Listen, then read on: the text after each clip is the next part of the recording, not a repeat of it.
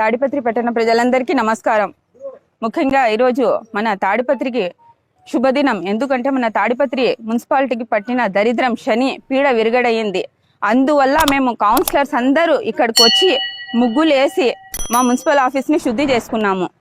మా municipal office ఎలా తయారైందంటే ఈ కమిషనర్ వచ్చినప్పటి నుంచి, ఈ కమిషనర్ అని కాదులేండి, మనకు శని పట్టి 4.5 ఏళ్ళు అయింది ఇంతవరకు. ఇప్పుడు ఇంకా బ్యాడ్ అయిపోయింది.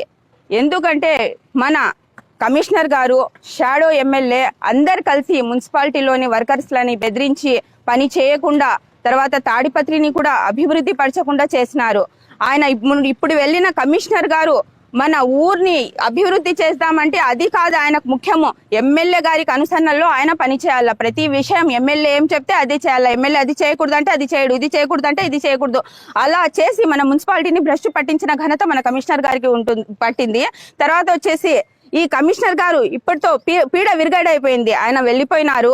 ఇప్పుడు మన మున్సిపాలిటీకి పట్టిన పీడ విరగడైపోయింది. ఇంతకు ముందు మన తాడిపత్రికి ఎలా అవార్డ్స్ వచ్చాయో, స్వచ్ఛ అవార్డ్స్ వచ్చాయో, ఇప్పుడు కూడా ముందు కూడా మా చైర్మన్ గారితో కలిసి మేము కౌన్సిలర్స్ అందరు కలిసి మా తాడిపత్రిని ఈ విధంగా ముందులాగా అభివృద్ధి చేసుకుంటామని నేను తెలియజేసుకుంటున్నాను.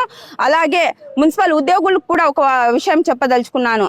ఏమంటే మీరు ముందులాగా షాడో ఎమ్మెల్యేకి భయపడి, కమిషనర్కి భయపడి పని చేయాల్సిన అవసరం లేదు. ఒక 10-12 రోజుల్లో ఎలక్షన్ కోడ్ వస్తుంది మనకు.